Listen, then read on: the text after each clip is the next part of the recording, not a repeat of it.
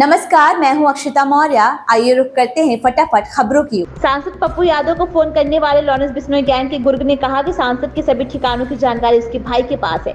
इसके बाद पप्पू यादव ने पूर्णिमा रेंज के डीआईजी, एसपी के अलावा डीजीपी को भी शिकायत की है।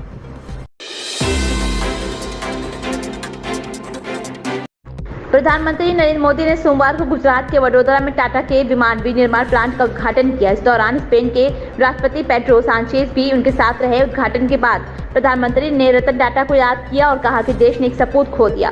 टाटा सन्स के चेयरमैन एन चंद्रशेखरन ने भी इस मौके पर रतन टाटा को याद किया और कहा कि उनकी दूरदर्शिता की वजह से ही आज देश में विमान निर्माण प्लांट की शुरुआत हुई है।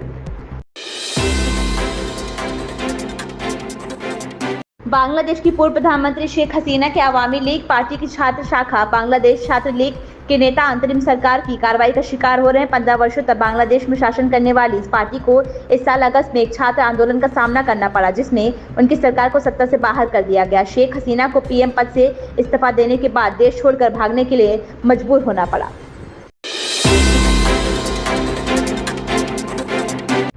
स्पेन के राष्ट्रपति पेड्रो सांचेज 3 दिवसीय दौरे पर सोमवार की सुबह गुजरात के वडोदरा पहुंचे।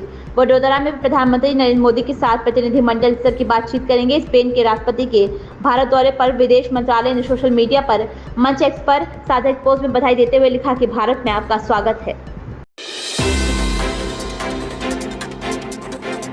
बॉलीवुड और पंजाबी गायक अभिनेता दिलजीत दोसांझ इन दिनों दिल्ली में कॉन्सर्ट कर रहे हैं। अपने कॉन्सर्ट के बीच उन्होंने भाजपा के राष्ट्रीय प्रवक्ता जयवीर शेरगिल से उनके आवास पर मुलाकात की। इस दौरान भाजपा नेता ने दिलजीत दोसांझ का अपने आवास पर शानदार स्वागत किया।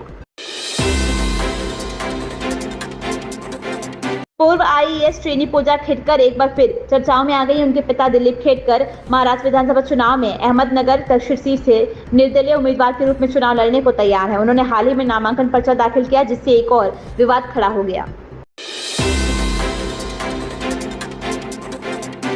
थाने में पुलिस हिरासत में व्यापारी की मौत के बाद सीएम योगी आदित्यनाथ पीड़ित परिवार से मिले। उन्होंने परिवार को 10 लाख की आर्थिक मदद दी, साथ ही बच्चों को शिक्षा फ्री और सरकारी योजनाओं का लाभ मिलने का आश्वासन दिया।